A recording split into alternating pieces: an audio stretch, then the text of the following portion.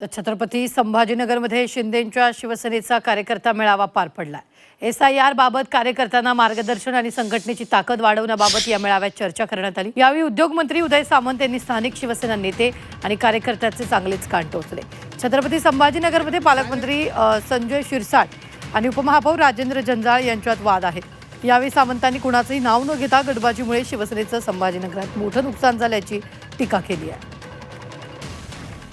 अनेक गोष्टी जरी आम्ही संभाजीनगरमध्ये येत नसलो तरी आमच्या कानावर येतात। कशा पद्धतीने कामकाज चाललेलं आहे, कशा पद्धतीने जिल्हा परिषदेची निवडणूक झाली, कशा पद्धतीने महानगरपालिकेची निवडणूक झाली, त्याच्यामध्ये काय काय झालं या विश्लेषणामध्ये मला जायचं नाही। पण आपण सगळ्यांनी एक मान्य केलं पाहिजे की आपण कुठेतरी कमी पडलोय।